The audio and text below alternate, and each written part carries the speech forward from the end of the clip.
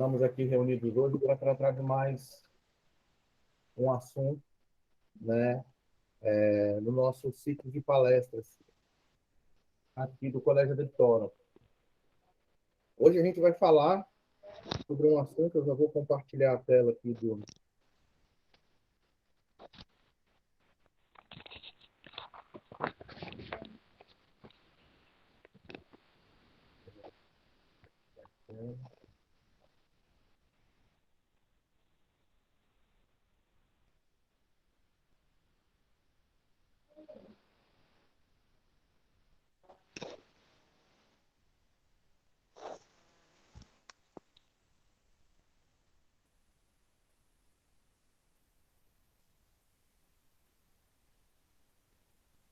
Bom, vamos dar início.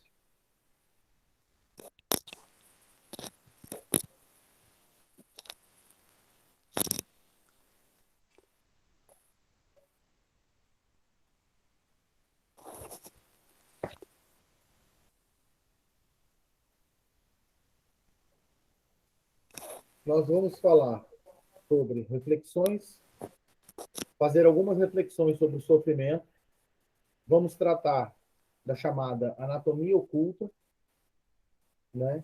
E vamos tratar também dos 3 atributos do ser. Essa palestra, ela não é diretamente ligada com o tema magia, mas ela é essencial para todo mundo que está aprendendo sobre magia e trabalhando com magia, porque, primeiro, a gente tem que entender a questão do sofrimento. E aí vem a posição de várias tradições. E, muitas vezes, por causa...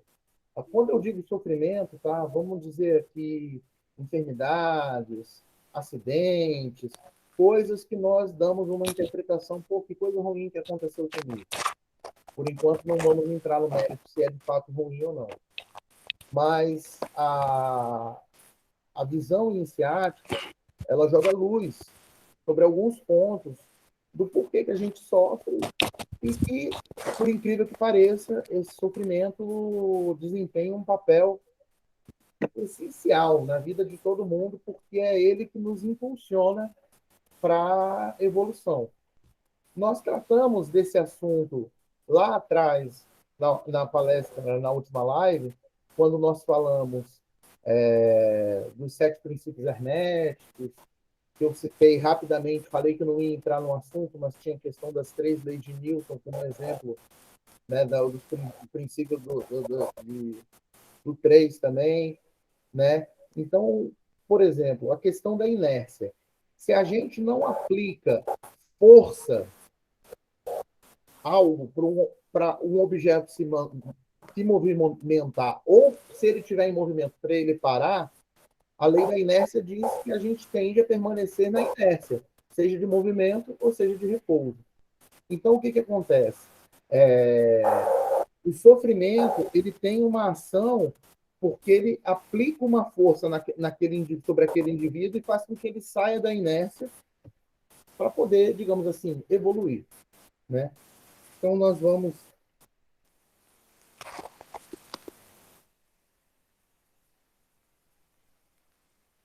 começar com reflexões sobre o sofrimento. Eu começo com essa frase do Oscar Wilde, que eu acho interessantíssima e muito verdadeira. Viver é a coisa mais rara do mundo. A maioria das pessoas apenas sobrevive. Vive-se em um mundo que nada mais é essencial do que o supérfluo.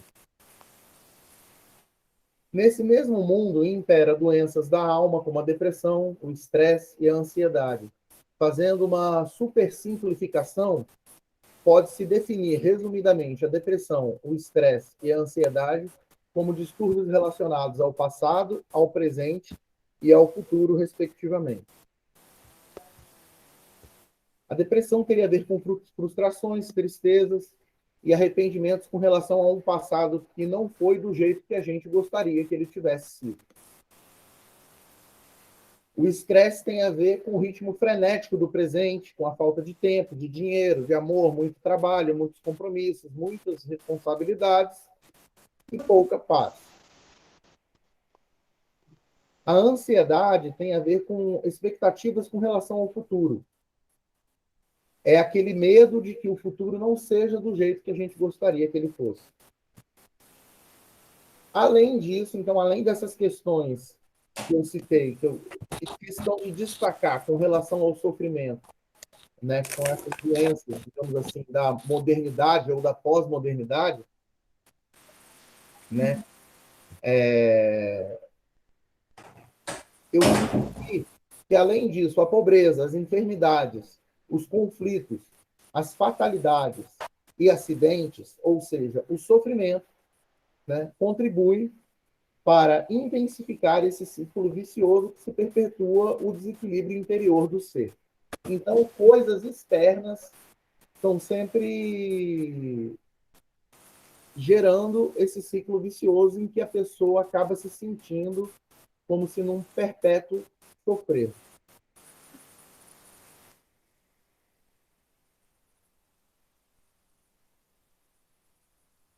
A gente pode dizer que o sofrimento ele reflete um desequilíbrio, e esse desequilíbrio ele pode ser um desequilíbrio entre o nosso aspecto físico, mental e emocional, pode ser um desequilíbrio entre os nossos diversos corpos, e por conta disso a gente vai abordar brevemente, né, sobre os nossos corpos, os nossos diversos corpos. Não vou entrar em muitos detalhes, mas existe uma bibliografia que depois eu posso passar para vocês sobre o assunto. Pode ser também um desequilíbrio entre a nossa visão de mundo e os nossos paradigmas individuais, com os nossos pensamentos, sentimentos, palavras, ações, omissões e meio de vida e nosso, né, que a gente do ser humano em questão. Então o que que acontece? Às vezes, se a visão que a gente tem de mundo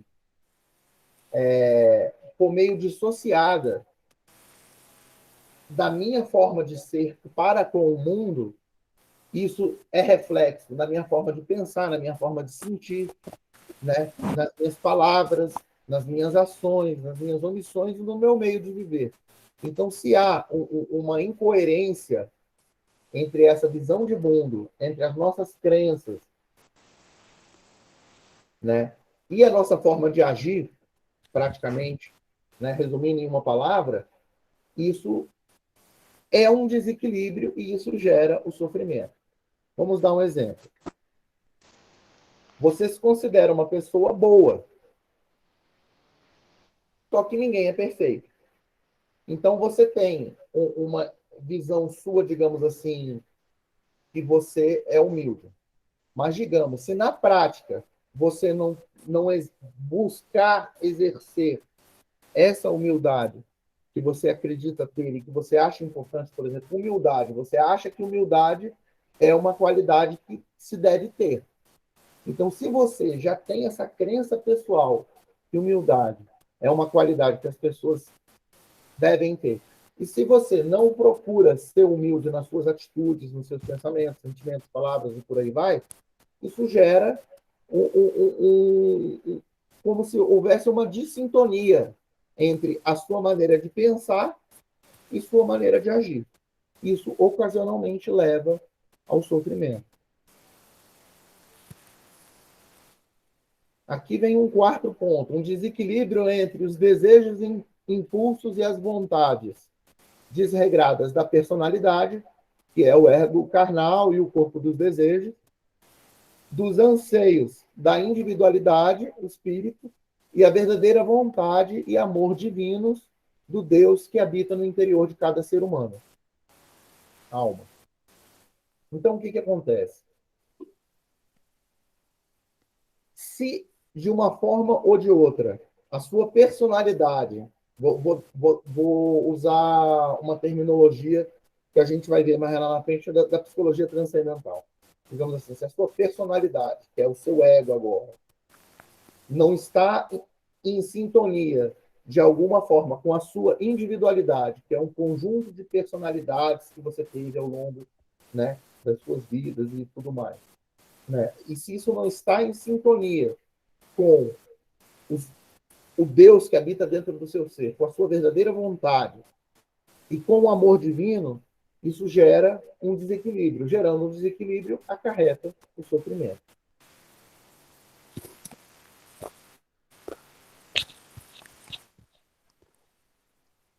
Aqui eu coloquei esse slide a mais só para eu entrar nesses assuntos aqui. Infelizmente eu esqueci de botar eles para eles entrarem de um por um, mas tudo bem. Vamos falar primeiro sobre São Martin.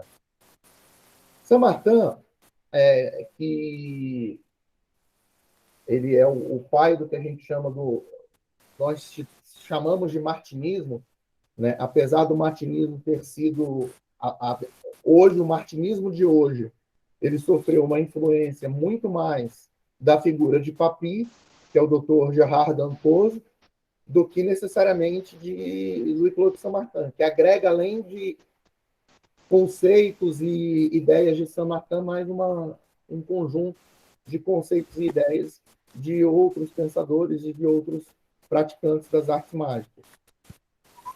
Ele fala o seguinte, que o que existe, na verdade, a nível de realidade absoluta, é o bom princípio. O que seria o mau princípio? Aí a gente desce para a dualidade. Então, o que seria o bom princípio e o mau princípio? O mau princípio, na verdade, nada mais é do que a ausência do bom princípio. Então, ele não é uma coisa. Ele indica a falta de uma coisa. E quanto mais você vai para o lado de lá da balança e se aproxima do mau princípio, na verdade, você está se afastando do bom princípio. E à medida que você se afasta do bom princípio, você se torna vítima da fatalidade. Com um só nome, o sofrimento. Então, à medida que você... E o que seria o bom princípio? O bom princípio é Deus, é a verdade eterna, é a realidade absoluta, né? Então, à medida que você aproxima a sua forma de viver do bom princípio e se afasta do mau princípio, você não precisa nem se preocupar com reflexos do karma. Isso a gente vai ver também, como a gente viu na palestra passada. A questão da vontade do Deus que habita no seu interior. E que para essa vontade realmente não há lei, porque ela não vai reverberar negativamente com a vontade do Deus que habita em outra pessoa, porque tudo isso é reflexo de uma só divindade que existe. Só existe um Deus. Né? Então, o que acontece? Outra coisa. Em uma palavra, aquilo que eu falei no slide anterior, a hipocrisia, a nossa hipocrisia e a nossa incoerência com relação a gente mesmo, tá? Eu não estou falando com relação aos outros, não. Ela é igual a sofrimento. O que eu quero dizer com isso? Volto naquele princípio. Se a gente tem uma pregação, mas a nossa prática é incoerente com a nossa pregação, ou nós temos uma postura hipócrita, e a gente pode falar da hipocrisia com muita propriedade, que assim, talvez a nível de evangelhos canônicos, a hipocrisia tenha sido o tema que Jesus mais combateu. E ele falava da hipocrisia dos fariseus, que detinham as chaves do reino dos céus, não entravam e não deixavam ninguém entrar. Por exemplo, uma das passagens. Né? E uma série de outras passagens que ele fala contra a hipocrisia. Então, o que acontece? Se você é realista para com você mesmo, tem uma visão realista de quem você é, dos seus defeitos, das suas falhas, e uma visão dos seus ideais, do que você quer, né? Então, se você é do bem, consequentemente, se as suas atitudes não condizem com as posturas de uma pessoa boa, isso vai acarretando uma relação de causa e efeito vai gerando incoerências, essas incoerências vão gerando energias que são dissociadas, são energias desarmônicas, e isso acarreta o sofrimento. E isso talvez até responda uma pergunta interessante sobre por que pessoas boas às vezes se dão mal e pessoas más muitas vezes se dão bem, né? Assim, não entrando na lei da causa de causa e efeito aqui, eu não estou entrando na lei de causa e efeito, porque como a gente segue os princípios herméticos, um dos princípios herméticos é o princípio da causa e efeito. Dentro desse princípio fala que toda causa produz um efeito e todo efeito tem a sua causa. Isso significa que é a lei de ação e reação, o que seria a lei do karma, né? Então, eu não estou querendo dizer que não vá existir a incidência da lei do karma sobre uma pessoa que comete atitudes e posturas que vão contra, digamos assim, uma ética e uma moral espiritualizada, né? Agora, se essa pessoa é coerente com ela mesma, ela pode passar uma imagem para o mundo que ela é do bem, mas na verdade ela pensa assim: eu sou do bem coisa nada, eu sou do mal. E eu faço maldade como uma pessoa do mal. Essa pessoa, pelo menos, ela está sendo coerente e não está sendo hipócrita para com ela mesma. Então, quando ela aplica a vontade dela sobre determinadas. Sobre o que ela. Quando eu digo a força dela, digamos assim. Quando você aplica a força, ela aplica a força dela sobre as vontades dela, os desejos, os sonhos. Ela tem a mesma capacidade de materialização de uma pessoa boa que faz coisas boas. É uma questão meio que matemática. Aí vem um princípio que é um princípio impessoal de Deus. Então, entra aqui em questões do princípio da justiça, nem do princípio da misericórdia, né? Mas vem a questão da nossa capacidade de agir de acordo com as nossas crenças e a nossa visão de mundo, né? Outra coisa, o karma, na verdade, é uma consequência do karma. Na verdade, o karma só significa efeito, né?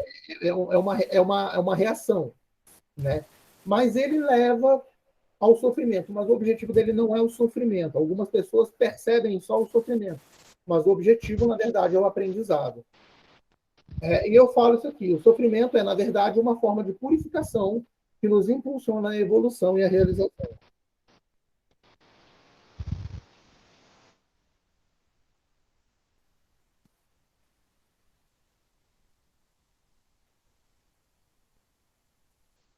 Eu vou falar agora rapidamente sobre as doenças.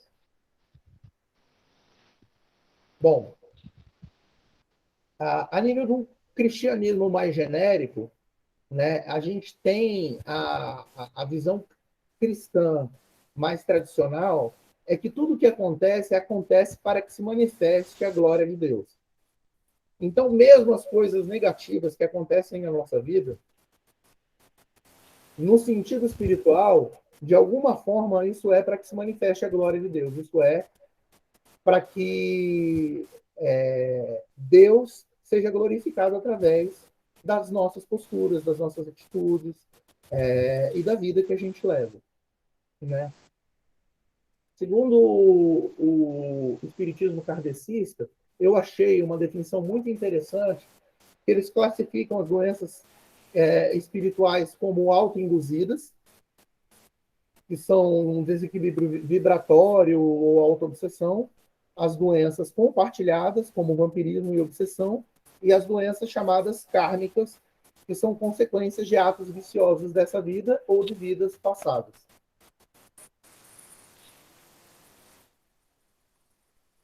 Bom, primeiramente, é importante a gente perceber que a doença é algo inerente à vida. É um fenômeno temporário, como tudo que acontece, mesmo que o tempo dela se encerre com o falecimento da pessoa, aquilo teve um fim. Então, na verdade, a gente tem que ter uma visão, não de que. É porque, a nível ocidental, a gente tem uma percepção da doença como uma coisa negativa. E muitas vezes, até a nível iniciático, né, a gente parte do princípio que uma pessoa que não está saudável é porque, de alguma forma, ela está fazendo alguma coisa errada, digamos assim. Isso é um motivo até teológico. Né? Existe, ao longo das escrituras, uma visão que se refletiu em toda a sociedade ocidental de que a doença do corpo é reflexo de pecados da alma. Então, se você é uma pessoa que tem pecados, necessariamente você poderia adoecer. O que acontece é que nas próprias escrituras você vê Tiago dissociando isso. Né? Ele fala na epístola, caso ele usa uma condicional, entendeu? Ele fala que, no caso, a pessoa estando doente, que os anciãos se reúnam na casa das pessoas, que eles chamavam de presbíteros, né? Faça a unção dos enfermos, ore por ele, e se houverem pecados, que lhes sejam perdoados todos os pecados. Então, aí ele coloca uma condicional, e essa passagem na Escritura, e a nível de teologia bíblica, é muito importante, porque dissocia uma necessidade sine qua non de que pecados da alma sejam reflexos necessários de uma doença no corpo. Pode ser isso que pode não ser. Podem ser outras coisas. E a gente vai falar sobre isso quando a gente estudar ali a questão de karmas, que é o próximo assunto.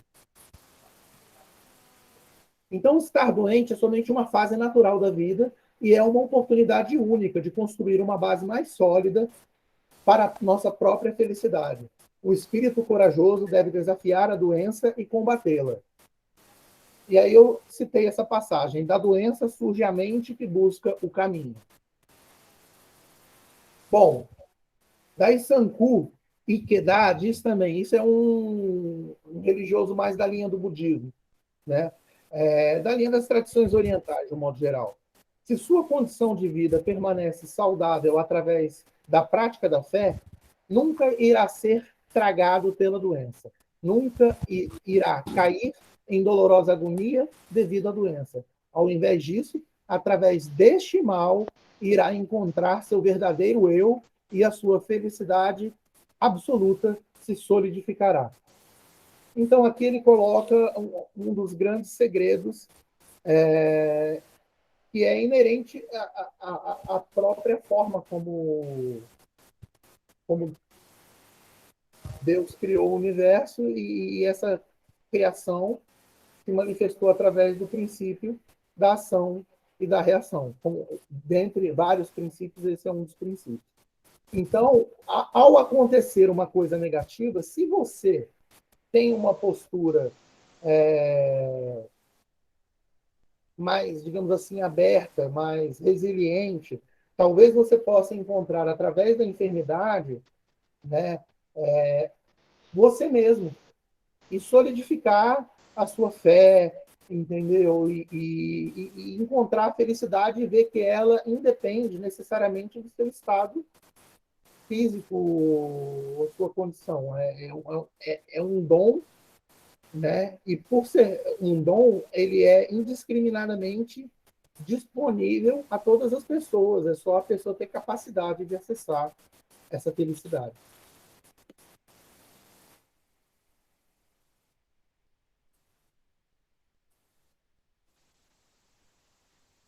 Bom, aqui eu fiz uma divisão que, na verdade, é uma divisão muito mais didática, tá? Para fins didáticos. São doenças completamente estabelecidas, seriam distúrbios genéticos e defeitos de nascimento, são difíceis de tratar, só podemos tentar fazer a pessoa sentir-se mais confortável. A causa, normalmente, tá?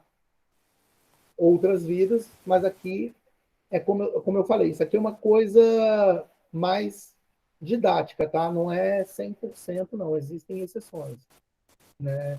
Quem somos nós para compreender a mente de Deus, né? Então, o que a gente está fazendo aqui, a gente está usando o princípio da correspondência, que é o que está em cima é como o que está embaixo, o que está embaixo é como o que está em cima, para traçar certas analogias e compreender certas verdades que refletem, são reflexos da verdade absoluta.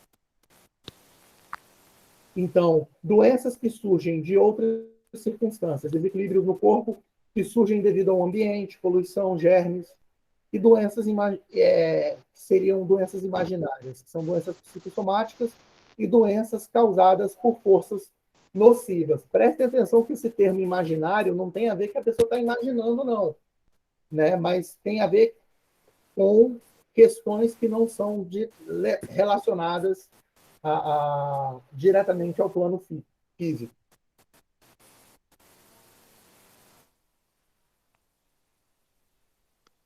A total libertação das doenças ocorre quando o indivíduo se torna equilibrado em todos os níveis, particularmente no nível emocional, mental.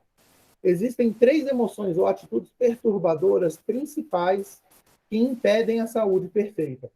Isso aqui eu acho muito interessante. Isso é uma doutrina que vem lá da linha do budismo tibetano, tá? Então, eu não vou entrar em detalhes das classificações que estão entre parênteses.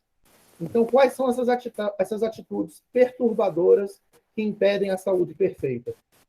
O desejo ansioso e o apego, inclusive, de acordo com o budismo, o motivo de todo sofrimento é o apego, né? A raiva e a mente fechada à ingenuidade e à teimosia. De um modo geral, a gente pode resumir que a doença é um desequilíbrio entre esses 3 planos: o físico, o mental e o emocional e o espiritual. Agora vamos tratar rapidamente da questão do karma. As partes que são mais conhecidas, eu vou ir mais rápido. Então, só para deixar claro, Dharma, se a gente fosse botar em uma palavra, a gente falaria que seriam créditos. E karma, se a gente fosse botar em uma palavra, a gente diria que seriam débitos. Mas débitos por quê? De reações a ações que a gente teve, né, que gerou esses débitos. Então, o Dharma seriam talentos e forças transpostos de vidas passadas e à medida que de situações que você vai tendo nessa mesma vida e vai acumulando à medida que elas tendem para o bom princípio. E o karma, que não é castigo ou punição, mas aprendizado. São esquemas repetitivos, padrões, que fazem o indivíduo reviver os mesmos acontecimentos de uma vida para outra. O karma seria o princípio que liga certos efeitos às suas respectivas causas. O sofrimento e as doenças poderiam ser efeitos dessas causas. O karma é um débito devido pela própria pessoa para ser pago pela própria pessoa num tempo que a pessoa decide, de uma maneira escolhida por ela mesma. Isso aqui essa frase do Morris, Netherton, é bem interessante, porque realmente expressa uma realidade. A gente pode não ter consciência disso, mas o nosso eu, o nosso ser maior, ele escolheu, ele decide o tempo, a circunstância, a maneira e tudo mais. E, caramba, eu acho que esse. Bom, o que eu quis falar aqui é. Vou ver se eu lembro aqui. É o karma individual, que é respectivo a uma pessoa, o karma familiar, que é relativo a uma família, e tem os karmas que são, digamos assim, que eu chamei, tá, de karmas regionais, mas não são necessariamente relacionados a uma região. Pode ser relacionado, por exemplo, a uma nação, a uma região, a um país, entendeu? A um grupo de pessoas com a mesma fé e por aí vai. Mas, eu peço perdão aí, deu algum erro aí no slide, mas os karmas que eu queria citar, que são karmas que as pessoas normalmente não conhecem, são esses dois karmas aqui. O primeiro é o Kama Duro, que é um karma não negociável. Ele envolve tudo relacionado a erros graves, como assassinatos, torturas, etc. Também tudo que envolva o plano espiritual. Então, por exemplo, pessoas que conhecem o caminho espiritual e que decidem não seguir o caminho espiritual, por razões egóicas, de um modo geral, da personalidade. Entendeu? Então, ela decide, ela conhece o caminho espiritual, vê a oportunidade de evoluir e de transcender e decide não fazê-lo.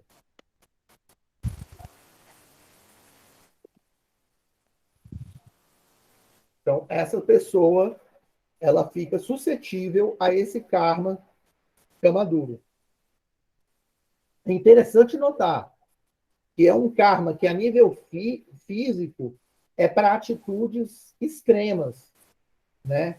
Como assassinatos, torturas, etc. Né? Mas ele é relativo também a pessoas que, que conhecem o caminho espiritual e decidem não segui-lo. E tem esse karma aqui, que é o Catância, que é o karma mais rigoroso e é aplicado aos mestres que cometem erros. É o karma dos iniciados, dos esoteristas, dos místicos que se desviaram da realização da grande obra. Então, esse é um karma específico para. Não, não é o meu, não. Só um segundo aqui, que eu tenho que silenciar um áudio aqui. Tá? Ah, obrigado. Então, esse é um karma especificamente aplicado a mestres espirituais. Então, são mestres de um modo geral, que cometem erros, pessoas que exercem situação de poder, de influência, e é o karma que é muito, que acaba entrando aí muitos iniciados, esoteristas e místicos, que se desviam no caminho ou desviam outras pessoas.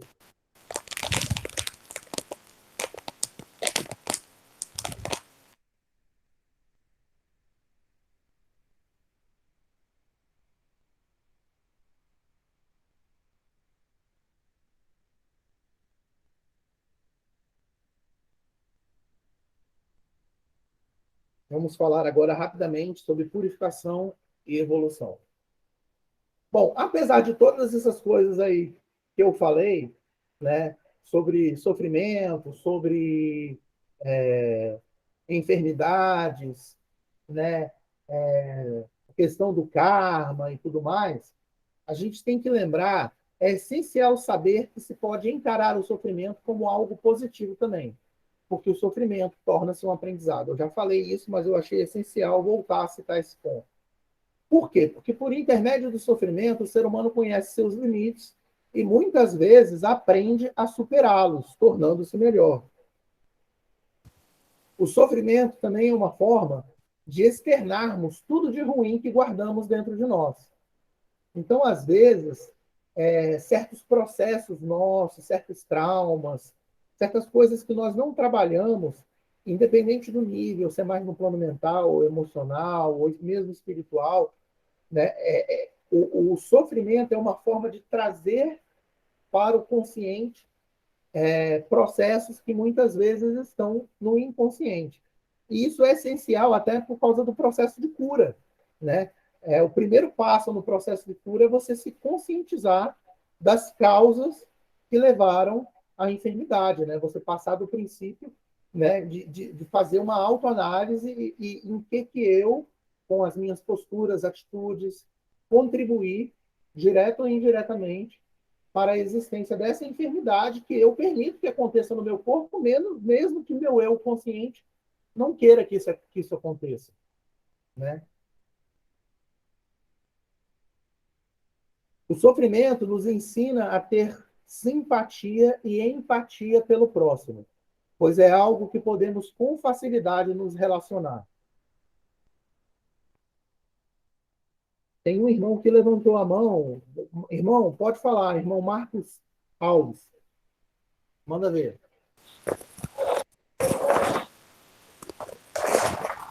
Do começo, eu estava falando sobre as doenças, eu acho que é mais também causas que nós criamos também, né?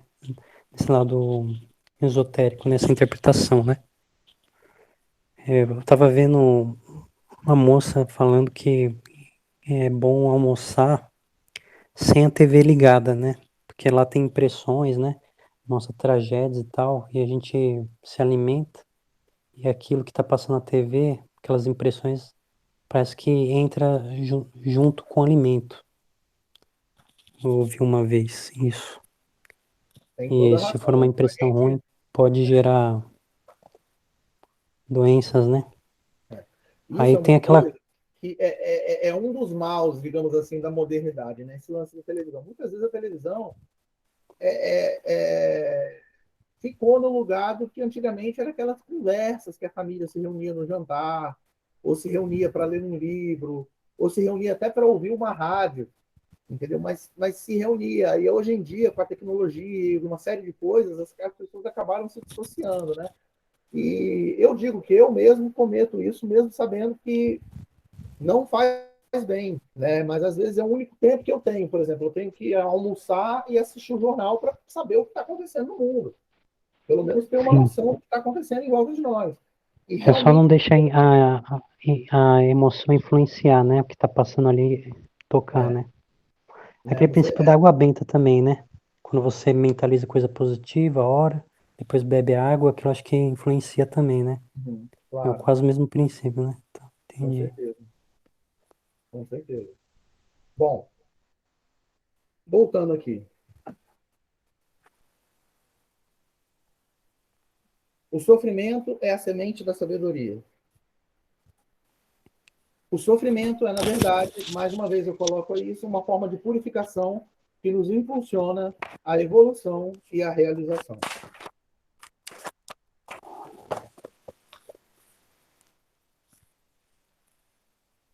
Bom, para sair do ciclo vicioso, o ser humano precisa, pelo menos em certo grau, de ter duas atitudes. A primeira, restabelecer o equilíbrio no ser. Para isso, ele deve buscar as causas primeiras do desequilíbrio. E eu coloquei aqui destacado, né, em Versalete, essas causas primeiras, porque isso é muito interessante, tá?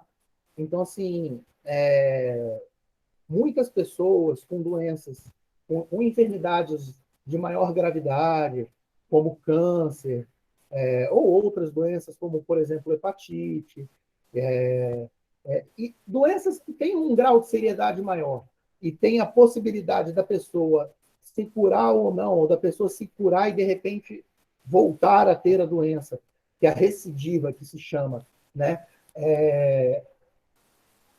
Isso muitas vezes acontece exatamente porque a pessoa não reconheceu dentro, ela com ela mesma, quais seriam as causas primeiras desse desequilíbrio.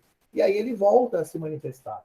Né? Então, em questões como, não só o câncer, mas qualquer enfermidade, é um sinal de que há uma necessidade de mudança de postura e comportamento. Então, aí cabe a pessoa fazer essa análise e ver e ter essa relação pessoal. Aí vem a parte pessoal, essa relação pessoal com Deus e se usar da intuição, da inspiração, né, para buscar entender o porquê que aquilo está acontecendo com ela naquele momento. Reconhecer se de repente isso é uma questão kármica, se de repente isso é uma questão mais de somatização, se isso de repente é uma questão que é ligado ao ambiente em que ela vive, então de repente mudando determinadas conjunturas, ela pode. E tudo isso a pessoa é ela com ela mesma, não adianta. Um xamã, ou um curandeiro, um, um terapeuta, de qualquer área, ele participa do processo como um facilitador, como um instrumento. Mas se a pessoa Então, eles, alterar as causas primeiras, patriarca, só um minutinho, deixa eu só concluir. Se a pessoa não alterar as causas primeiras, isso não se altera. Então, o que, que acontece? A pessoa pode curar a enfermidade física, logo em seguida ela pode ter uma recidiva ou até mesmo ter uma outra enfermidade, talvez até mais séria, ou simplesmente uma coisa paralela. Lembrando aqui, tá? Antes de passar a palavra para o Marco, lembrando aqui que não significa necessariamente, né, que todas as enfermidades são causas de desequilíbrio. Existem alguns casos de enfermidades por motivos espirituais, né? Então, por exemplo, a nível das escrituras, a gente pode citar o caso de Jó, né, que teve, que, através da dor, do sofrimento, da perda, inclusive da enfermidade física, né, ele ficou cheio de chagas e tudo mais, tanto que ele sentava em cinzas para aliviar a dor. Então, assim, mas aquilo foi diretamente Deus trabalhando a alma para realizar um processo de purificação da alma. Então, não tem necessariamente a ver com coisas erradas que Jó estava fazendo, muito pelo contrário. No começo do livro de Jó, Deus fala: olha o meu servo Jó, como é um servo fiel. Tipo assim, Jó fazia tudo direitinho. Mas aí vem a questão, né, da interpretação metafórica do livro de Jó, que nós não vamos entrar aqui. Mas vem o diabo e fala assim: pô, é claro, né? Ele tem tudo de bom, nada de ruim acontece com ele. Tira tudo que ele tem para ver como é que ele não vai ser mais servo fiel. E aí vem a história do livro, em que, pela permissão de Deus, em última análise, Deus fala: ó, só não toque na vida dele. Né? Então, deixou tocar no final até na saúde. Né? E é isso.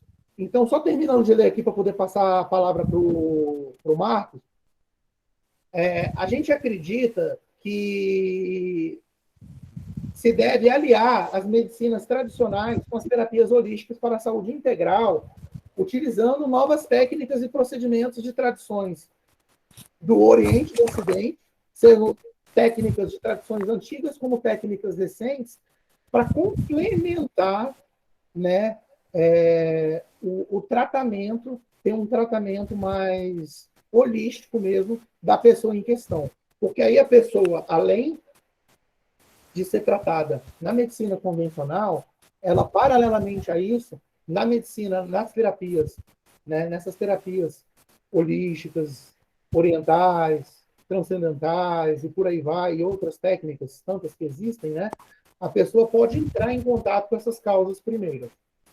Pode falar, Marcos. quando tá num caso extremo, tem que procurar tudo, né? Ciência, ateísmo, fé, né? Até tudo, né? Todos os meios, né? Entendi. Com certeza. Bom, a segunda forma seria buscar formas mais adequadas para purificar e evoluir. Aqui a gente entra na seguinte questão. Em última instância, tudo é uma questão de escolha. Se você reconhece, né, claro, como eu digo aqui, obviamente, sempre haverá um certo grau de sofrimento. A gente está no plano material, vivendo na dualidade, e nós somos sujeitos, né, ao sofrimento. Isso é tranquilo. Mas, se a pessoa buscar, em primeiro lugar, se situar no seu contexto, o que é isso? Quem eu sou, de onde eu vim, para onde eu vou, como vou percorrer minha jornada, qual a minha missão, quais as minhas metas, quais os meus objetivos nessa vida. Então, se a pessoa se situa, se a pessoa busca adquirir autoconhecimento, se a pessoa busca promover a sua autotransformação, se a pessoa, por intermédio do autodomínio e de práticas que inspirem a bondade, a verdade e a beleza. Se a pessoa busca outras formas, como eu coloquei aqui, formas mais adequadas para se purificar e evoluir, a pessoa passa a acessar a paz, a prosperidade e a saúde, mesmo em momentos de sofrimento, promovendo a sua autorrealização.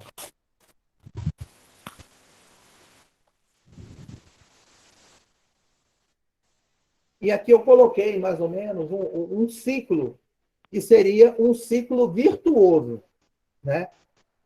Vamos começar ali. A pessoa situa-se. E aí ela busca autoconhecimento.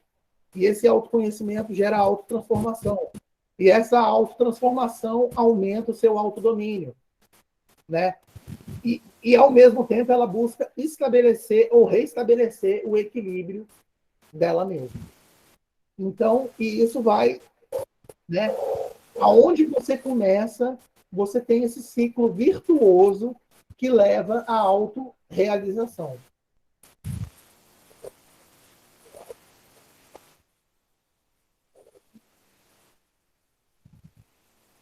Bom, agora a gente vai entrar num outro tópico, tá? E é um tópico que eu acrescentei aqui, porque quando a gente fala de sofrimento, eu citei várias vezes, né, os nossos corpos, né, a incoerência entre os aspectos mental, emocional, eu citei muito isso com relação ao sofrimento. Então, eu vou dar uma passada, só que eu não vou me atentar muito a isso, porque, primeiro, eu queria dizer para vocês que essa é uma, uma área muito ampla, né? Então, eu tenho aqui quadros. Só não sei. Eu estou tentando mudar aqui a apresentação para ver se vocês.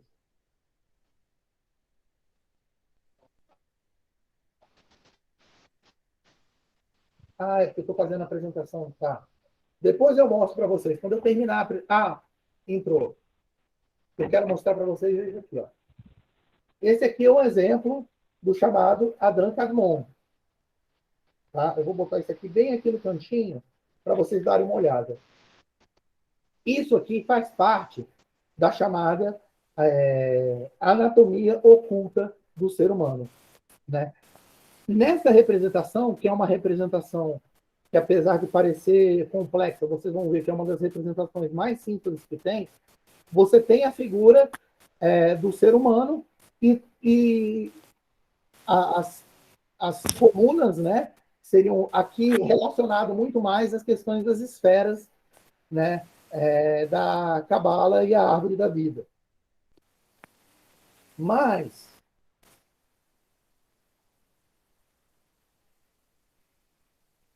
peraí, deixa eu achar aqui.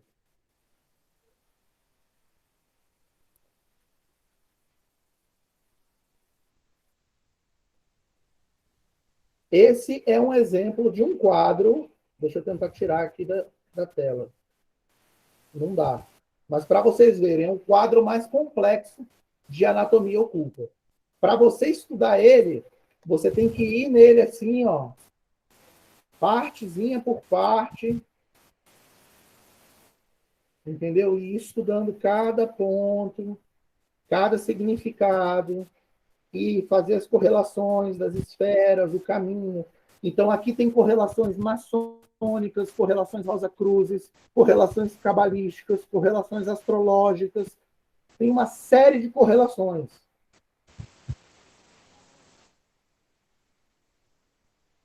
Entendeu? E o homem é a representação do microcosmos, né?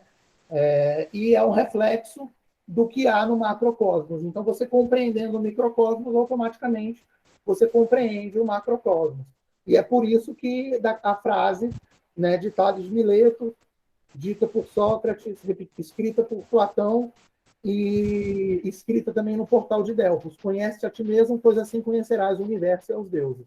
Através do conhecimento interior, você conhece você mesmo e conhece o macrocosmo. Né?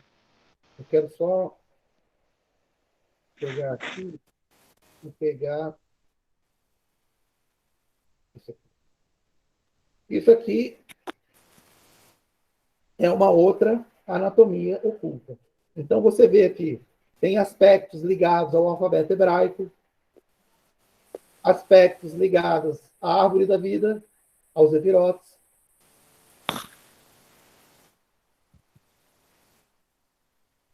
Olha aqui o caminho espiritual, olha essas escadas, que são os caminhos pela árvore da vida.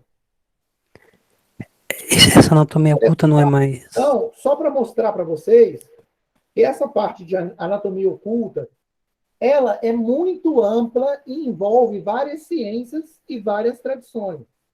Só que a gente não precisa se preocupar muito com isso, porque à medida que a gente vai estudando as tradições, a gente vai aprendendo.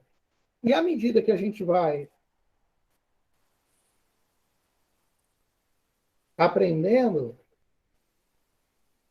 né,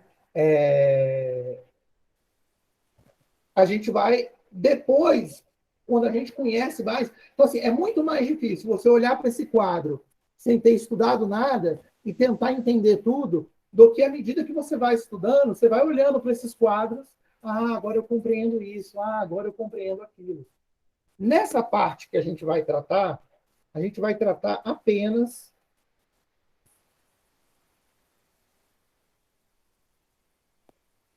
das composições energéticas do corpo,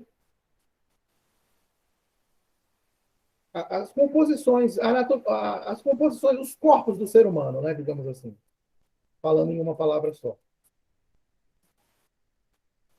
Então, aqui nós temos uma nomenclatura que vocês vão ver que essas nomenclaturas elas variam de tradição para tradição.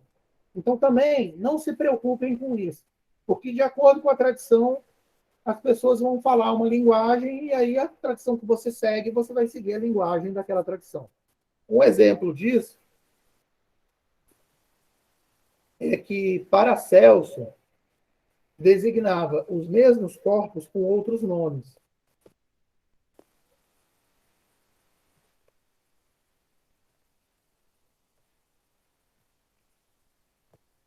Entendeu?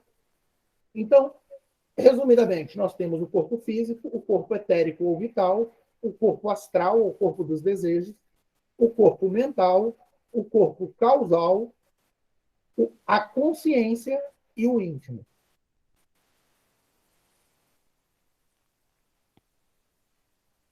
Aqui é uma tabela para vocês terem uma noção. Em algumas tradições, e eu já digo, tá? Dentro da teologia egípcia, existem várias formas de se relacionar e de se remeter à anatomia oculta e aos corpos do ser humano. Isso varia de acordo com a época em que a gente está trabalhando a tradição egípcia. Né? A tradição egípcia, ela vem de que 3.500 anos antes de Cristo, pelo menos. Então, assim, você tem tradições, de acordo com a fase em que o Egito estava passando, a nomenclatura poderia ser diferente. Tá? E isso vocês vão ver no próximo slide, que eu cito uma outra nomenclatura da tradição egípcia. A nível de teosofia, você tem essas terminologias aqui. A nível de cabala judaica, é remetido, digamos assim, a algumas esferas específicas da árvore da vida. A nível de gnose cristã, você tem uma outra terminologia. Também essa terminologia pode se modificar de acordo com a tradição gnóstica cristã que a gente está tratando. Né? A nível de arquétipos gnósticos internos, você tem essa figura de Satã interior, Lúcifer interior e Cristo interior. Né? E você vê que existe uma equiparação entre as tabelas que têm uma visão de 3 ou uma visão de 7. No caso da terminologia egípcia dessa que a gente está citando, a terminologia de 6, né? Porque a terminologia usa CATS tanto para o físico quanto para o etérico. Tá. Aqui uma outra tabela que fala de algumas tradições. Ao mesmo tempo que do lado de lá você tinha, na tradição ortodoxa cristã, corpo, espírito e alma, você tem, na tradição católica, de um modo geral, a divisão dual. Isso, de um modo geral, tá? A tradição cristã convencional, o que significa tradição católica, tradições ortodoxas, tradições católicas ortodoxas, tradições protestantes, né, e evangelicais também, elas têm uma visão ou dual, que é essa de corpo e alma, ou trina, que é uma visão paulina, corpo, alma e espírito. Tá? Aqui você tem a visão espírita, você tem uma visão grega, e aqui você tem a figura na visão grega de Nous, né, que é muito citado pelos gnósticos, né? E lá na frente, quando a gente for trabalhar, que eu for falar com vocês sobre as emanações da divindade dentro da gnose, a gente vai trabalhar e vai ver de onde vem esse nous aí. Ele reverbera, além dele estar lá no pleroma, ele reverbera no plano material, do mundo material. Né? E aqui você tem outras versões aqui, como você pode ver, de alguma linha da Rosa Cruz, a egípcia faraônica, a hebraica, né? E por aí vai, a teosófica. Né? Então, isso é para vocês verem que, na verdade, não importa a tradição, existe uma certa equiparação dentro das tradições. Então, de uma forma ou de outra, as tradições não estão dizendo coisas tão diferentes, elas só usam terminologias diferentes para tratar dessas, em última análise, você for subdividir o mais detalhado possível em 7 planos ou níveis de casualidade.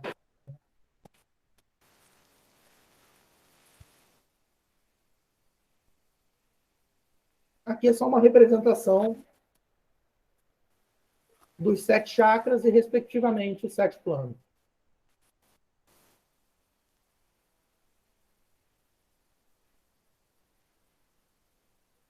Tá. Aqui, irmãos, eu não queria eu não queria me demorar muito nessa parte, porque, na verdade, essa parte a gente conhece estudando qualquer livro de esoterismo, de ciências ocultas.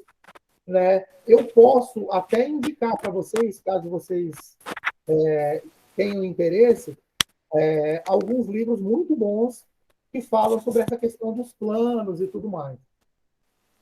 Mas, de um modo geral, corpo físico. Este corpo do ser humano é relativo ao elemento terra. O corpo físico é o corpo da matéria física sagrada, templo de Deus. Por intermédio dele, nos direcionamos pelo caminho da autorrealização. Seu chakra é o básico. É o veículo da alma para a alma se expressar no plano físico. O foco de cristalização dos corpos inferiores.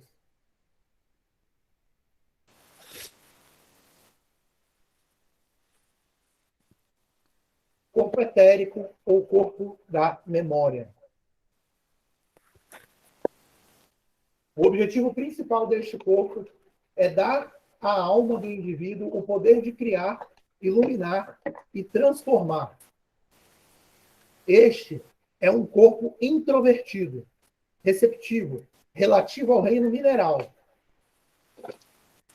O plano etéreo alimenta a alma com memória e criatividade. É ativado pela palavra ou som. Seu chakra é o da garganta. É o invólucro da alma, onde estão contidos os registros e a memória de todas as vidas do homem, formando um fio de identidade entre passado e o presente. Contém a matriz da imagem perfeita que deverá ser manifestada pelo homem, sendo o ponto de contato entre os corpos superiores e inferiores. É o único corpo permanente dos 4 corpos inferiores. A gente vai aprender que tem essa subdivisão. dos 4 corpos inferiores e os 3 corpos superiores. Mas isso não vem ao caso agora. Permanece de uma encarnação para outra, enquanto os outros 3 se desentregam. Neste caso, suas energias puras são armazenadas no corpo causal e as energias impuras retornam ao ser externo para serem purificadas nas próximas encarnações. É o corpo de mais alta vibração na dimensão da matéria. Esse dos corpos inferiores, tá?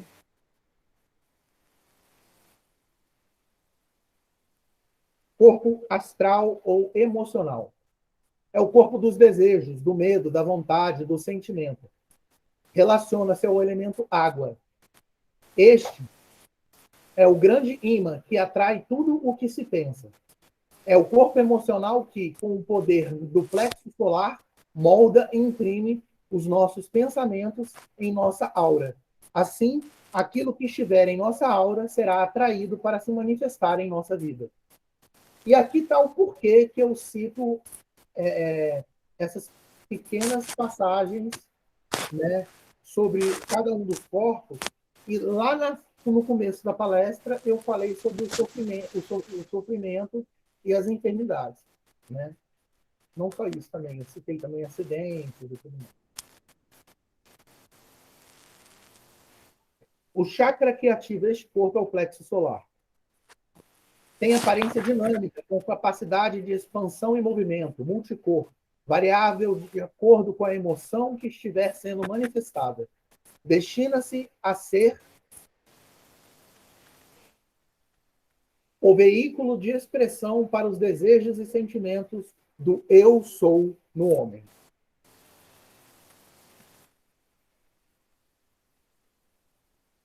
Sendo relativo ao reino animal, assumimos que os animais podem lembrar, pensar, desejar, sentir, ter medo e vontade. Este é um corpo extrovertido e ativo, ligado à Mãe Divina.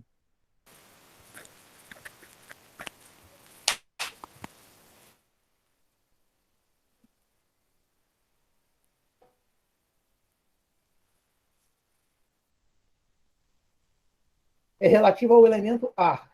É através dele que a alma, que é a consciência do eu do indivíduo, consegue capturar a memória divina e meditar sobre o que fazer e como fazer. Cria pensamentos, expressa formas, pensamentos, e aí está a questão da criação mental. Às vezes, a nossa mente se concentrando em determinados pensamentos, né, nós geramos, e sentimentos também, nós geramos formas, pensamentos, que a gente chama, que são energias, né, que ficam vampirizando a gente. Então, nós mesmos, às vezes, criamos o nosso próprio sofrimento através do que pensamos e do que sentimos e como sentimos. Né? Bom, expressa a forma de pensamentos, cria processos de pensamento, raciocínio, lógica e concentração, é visualizado como um corpo de luz dourada que se expande em tamanho e brilho. Este é um corpo introvertido receptivo. É através do corpo mental que entramos em contato com o nosso chakra da terceira visão. O corpo mental é o corpo casa do plano inferior, que recebe o eu superior, Cristo pessoal. Então, aqui a gente está falando, lembrando, do plano mental inferior, que é uma subdivisão. A gente vai ver isso daqui a pouco.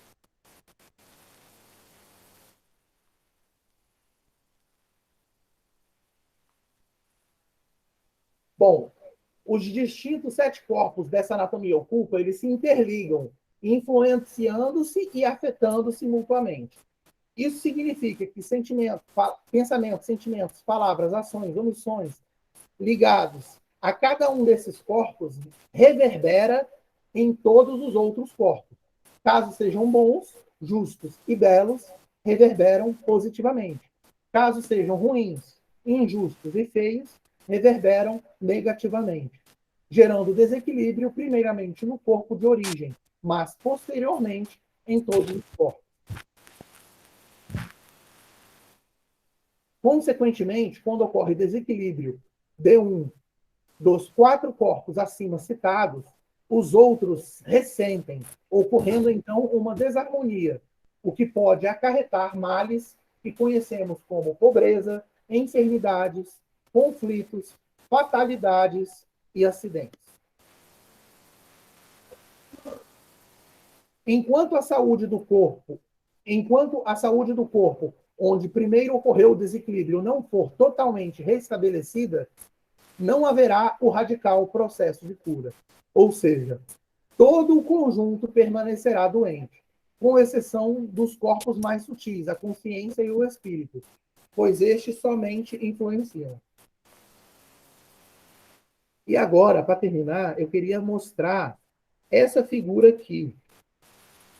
Eu não sei se vocês vão conseguir ler, mas aqui separa bem a questão de algumas emoções, de alguns pensamentos.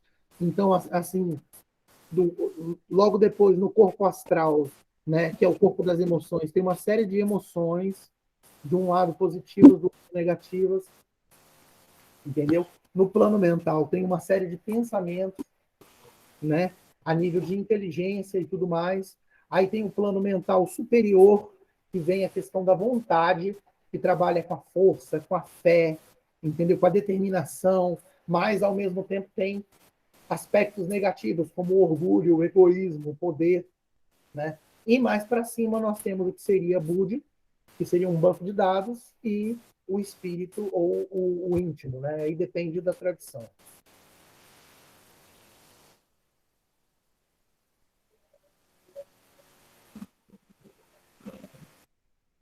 Bom, para terminar, Carlos, foi. esse estado Budi é como se fosse o SAG? Pois é, mano. Aí depende da tradição, né? A gente tem que ver que, na verdade, não é só um estado, né? É um corpo. Você tem o corpo Eu, do. eu tinha lido em um livro, né, Ah, que quando o Buda atingiu o Nirvana, ele entrou em contato com o SAG dele. uhum, Sócrates falava com o SAG, né? aham, é. Né? Você pode fazer essa equiparação. Como eu falei, tem uma série de tradições que usam nomenclaturas diferentes. Aqui eu citei algumas, né? Mas senão fica uma coisa muito, muito pesada, muito densa, né? E o importante é compreender a área de atuação de cada corpo. Acho que isso que, digamos assim, seria o principal, tá? Bom, vamos tratar agora de outro assunto, que são os 3 atributos. Vou voltar aqui só para a gente começar. Então, nós vamos tratar dos 3 atributos do ser. Esse atributo é atributo de todo ser humano, mas que, de uma forma mais efetiva, os magistas, os iniciados, né, os praticantes das artes mágicas, das ciências ocultas e tudo mais, eles, por terem a consciência disso, eles sabem ativar melhor esse mecanismo. E qual é esse mecanismo? É o que na FRA tem um curso chamado Curso do Super-Homem. E essa é uma foto que eu tirei de uma da página inicial de uma das lições. É essa visão do mago, do sacerdote e do médico. E que, quando se chegar a uma perfeição nessas 3 pontas do triângulo, do mago, do sacerdote e do mestre, e do médico, o homem se torna o que seria o super-homem.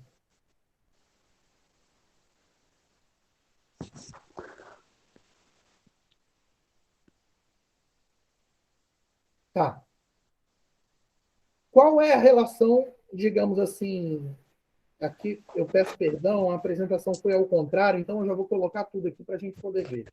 Ó, os 3 atributos. O médico representa o saber, a ciência e a razão. O sacerdote representa o querer, a religião e a fé.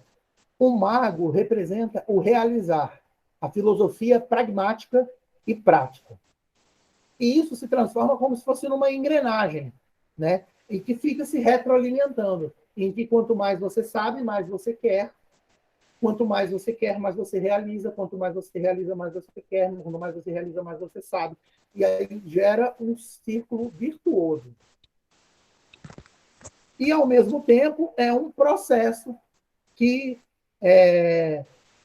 também a gente pode dizer que pode se iniciar no saber, e através da sabedoria isso gera ao desejo, a vontade, né, que é o querer, e depois o desejo de quê? De realizar, de colocar em prática. Né? E esses aspectos aqui, eles estão intrinsecamente ligados,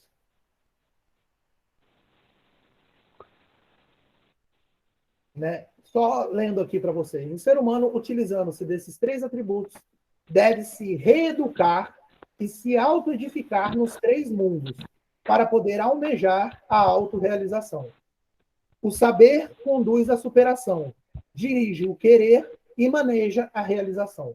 Essa é uma citação, inclusive, do curso do Super-Homem do Dr. Jorge Agum, tá? Que a gente estuda aqui também no Colégio da Vitória, vai no Monastério Amopá.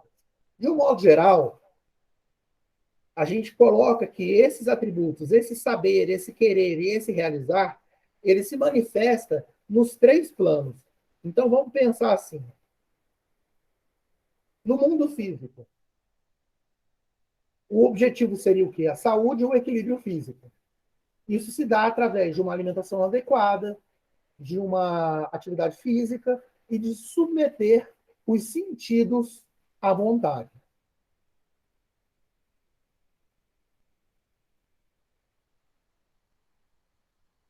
No mundo emocional, o que seria a saúde e o equilíbrio no plano emocional moral? Seria melhorar as virtudes, submeter os defeitos e vícios à vontade. Essa vontade aí é a vontade do Deus interior. Não passa aqui agora, não. Enobrecer o caráter.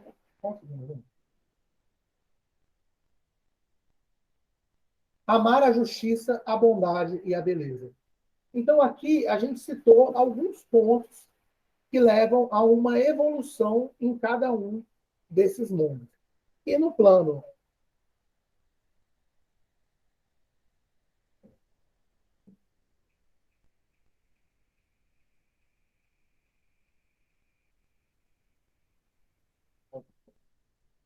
não está indo para frente, eu acho que aqui é o último slide. Ah, não, foi de uma vez agora, perdão, gente. Estou aqui apanhando um pouquinho aqui da apresentação. Só um segundinho que eu vou falar. Pronto. No mundo mental, que seria saúde e equilíbrio no mundo mental e espiritual, seria buscar o conhecimento, realizar práticas espirituais, meditar e submeter os pensamentos à vontade e à razão.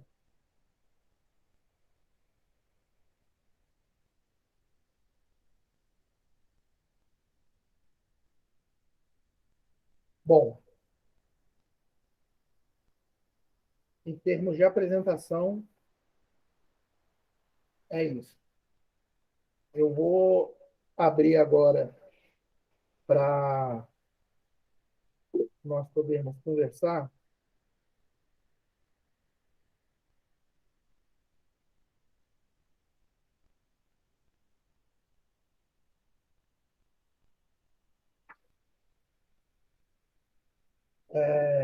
Bom, irmãos, como eu falei hoje a gente tratou de três assuntos, mas esses assuntos, vocês perceberam agora que terminou a palestra, que eles estão intrinsecamente relacionados. Que é a questão, né, do sofrimento, né? E a gente deu uma compreensão mais espiritual para o sofrimento, né?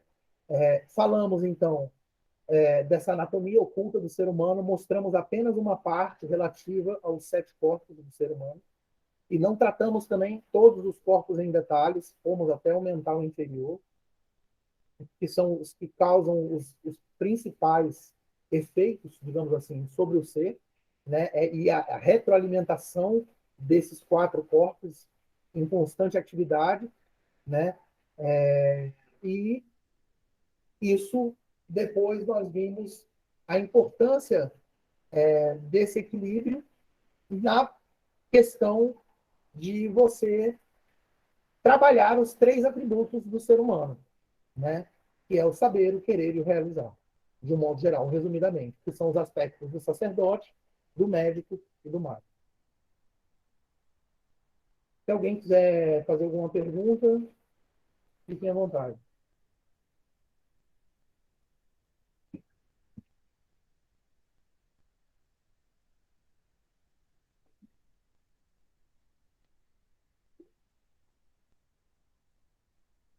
Pode falar, mano, Rui. Salve, Esse Dom é, Thales. esse é o irmão Boa Dom Rui. noite. Irmão Dom Rui Rala, que ele é cardeal da nossa igreja, está aqui nos presenteando com a sua presença. Obrigado, irmão, pela sua participação. Eu que agradeço, Dom Thales. Uma satisfação estar aqui com vocês.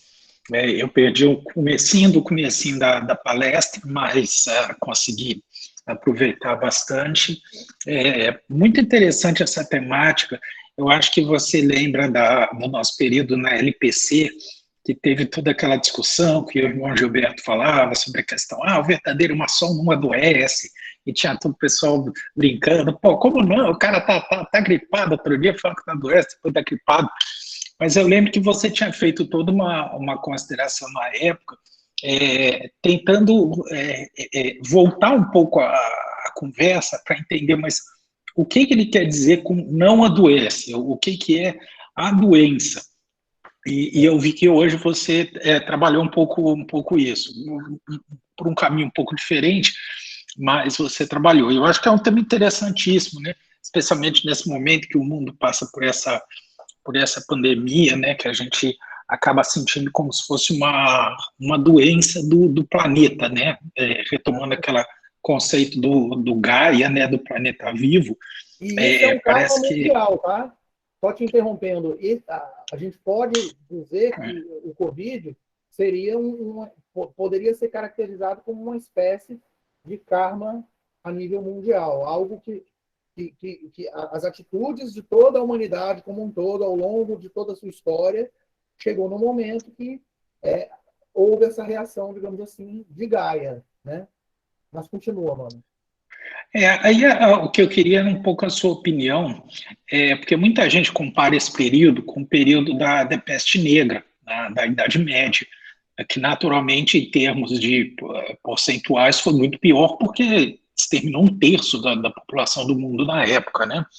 Mas nesse momento a gente tem muito medo dos efeitos da pandemia, que graças a Deus parece que está melhorando, mas ainda não terminou totalmente. Infelizmente, todo dia a gente está perdendo pessoas queridas, né, no mundo inteiro.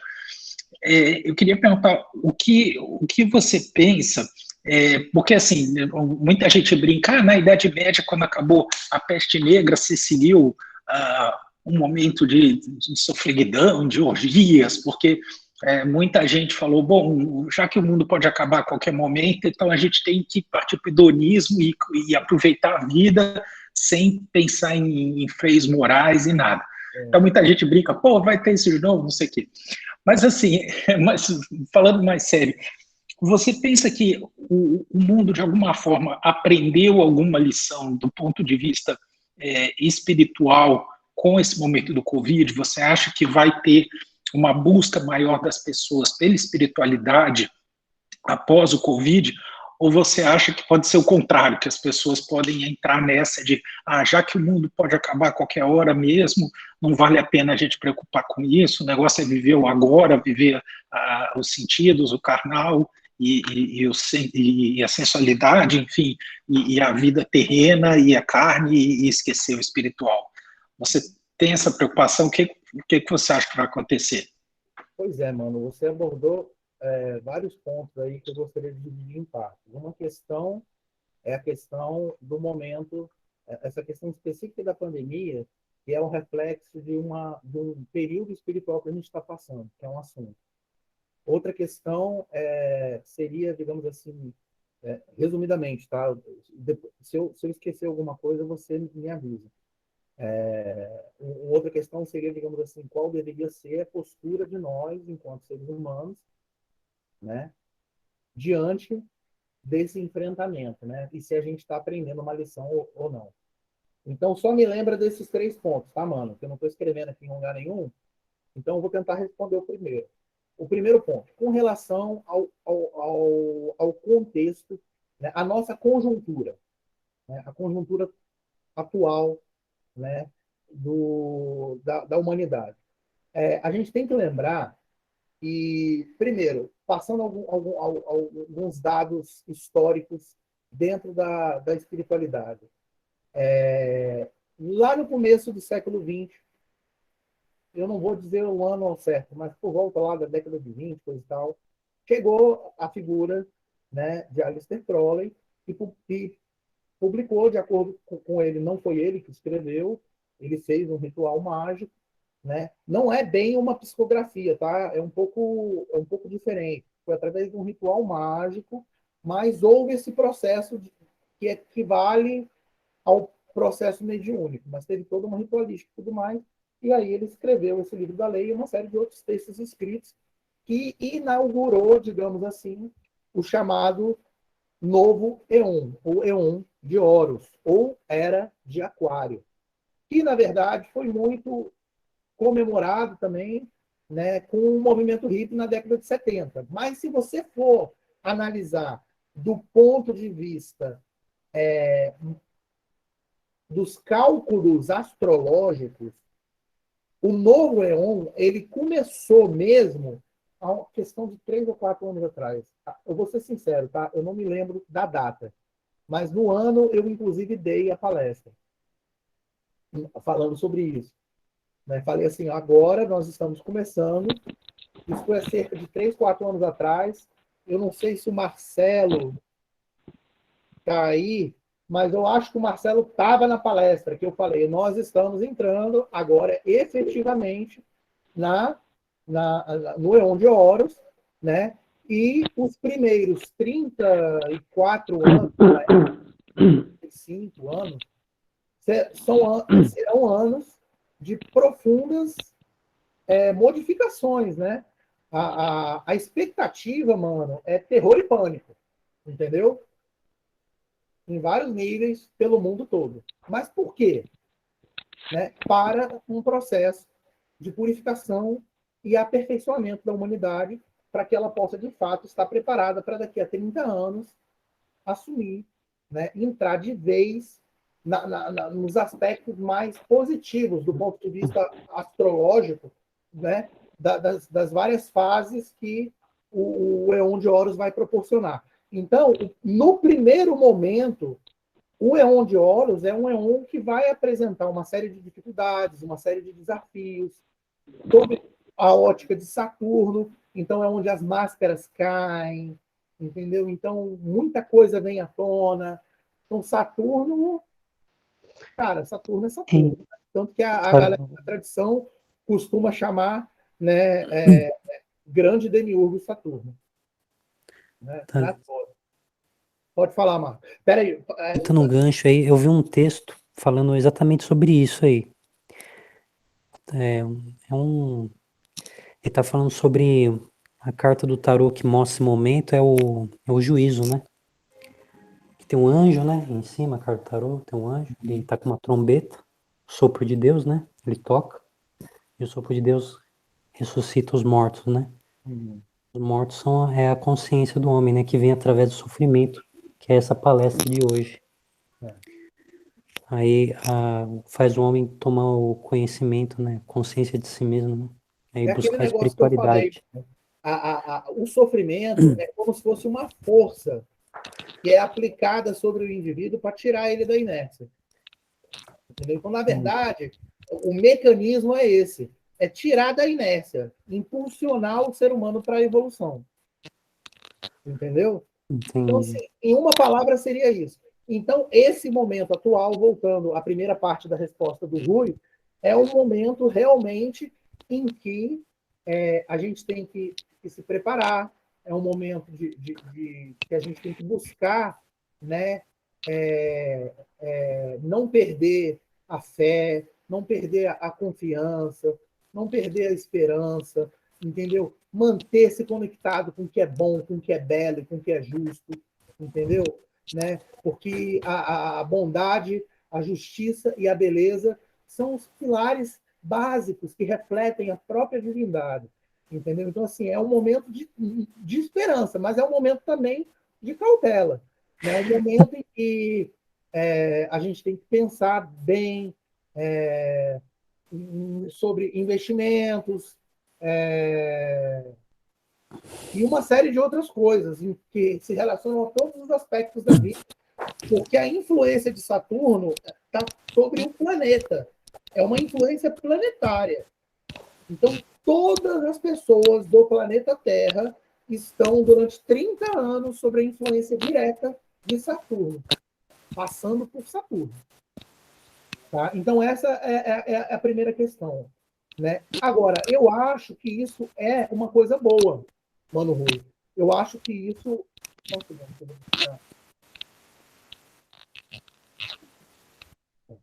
Isso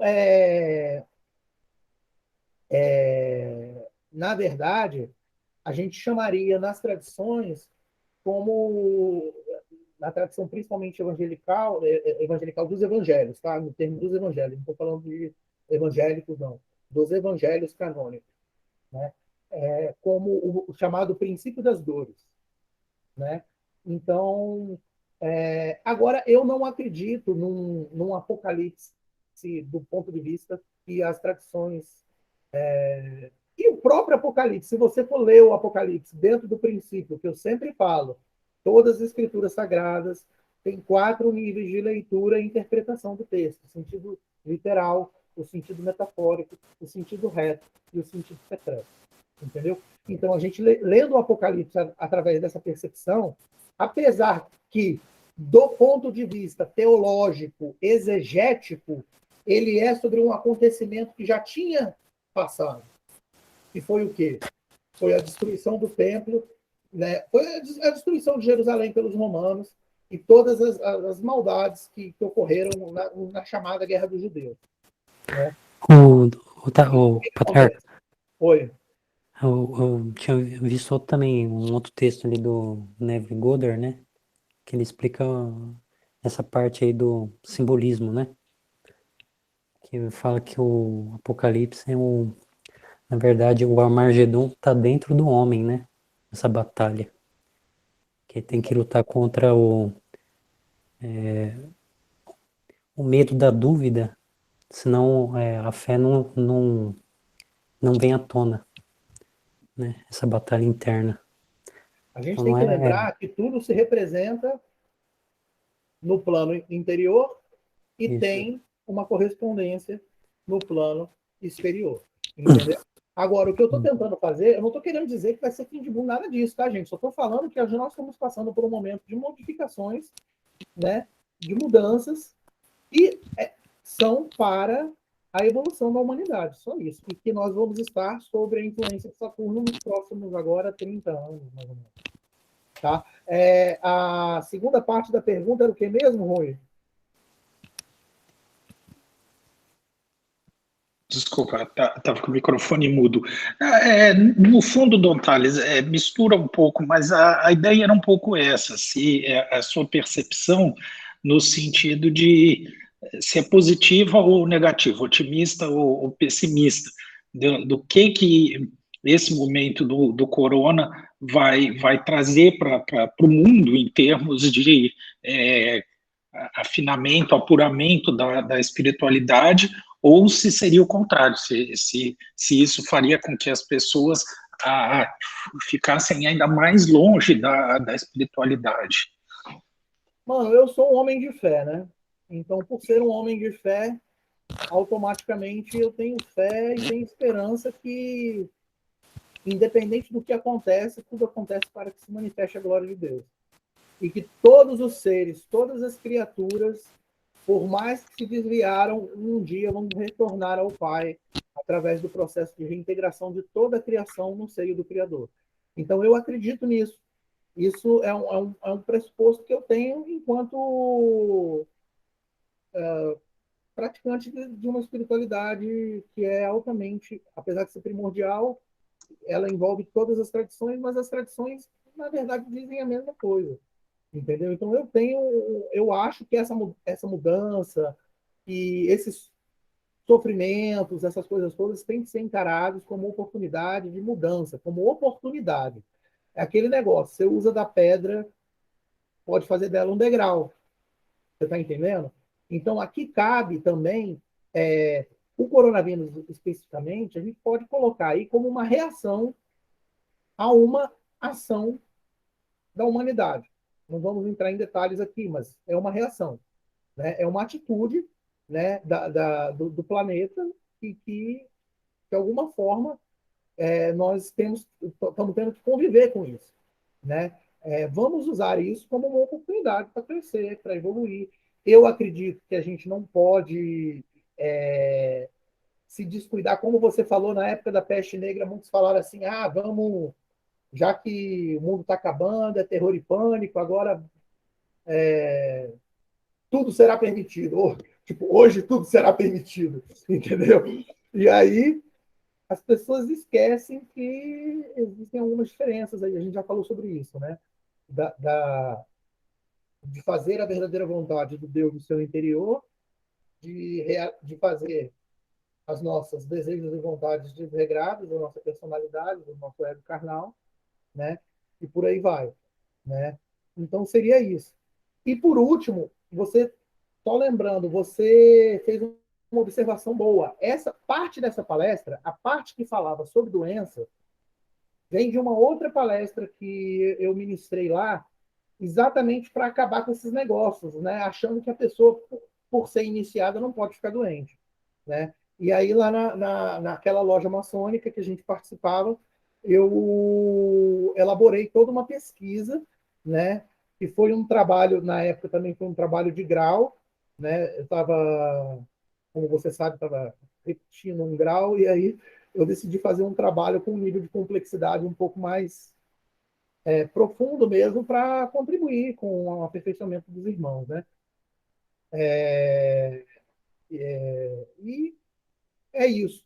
Parte dessa palestra eu vou abordar em outros tópicos. Então, o que eu não abordei daquela palestra de saúde e espiritualidade, sobre as posturas de um iniciado, do que seria a postura de um maçom, a postura de um Rosa Cruz, a postura de um místico, a postura de um mago, né? Essas coisas assim eu vou abordar em outra ocasião. Mas é isso, irmão. Eu consegui responder tudo? Se eu esqueci alguma coisa, falem aí para mim, por favor. De minha parte, acho que sim, Thales. Fica tranquilo. Muito legal. Alguém gostaria? Fala, mano. Gratidão a todos, obrigado. Eu aprendi muita coisa com vocês. Gratidão. Então é isso, irmãos. Eu gostaria de agradecer mais uma vez a presença de todos, né? Lembrando que essa palestra ela está sendo gravada para depois ser disponibilizada àqueles irmãos que não puderam, né, participar hoje da palestra. E que depois ela vai ser disponibilizada no canal do YouTube. Aí, qualquer coisa, o canal do YouTube é meu nome. É só ir lá em Thales Jacob que vocês me acham. Tá bom? E qualquer coisa eu estou à disposição dos irmãos, sempre em pé e a ordem, sempre disponível. E desejo a todos uma boa noite e sinceros votos de saúde, paz e união, como a gente diz na tradição martinista.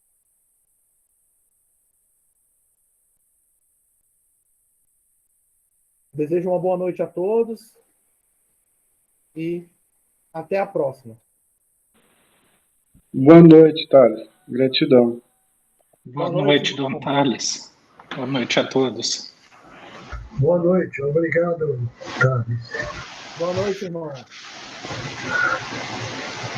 Boa noite a todos, bom descanso. Fiquem com Deus.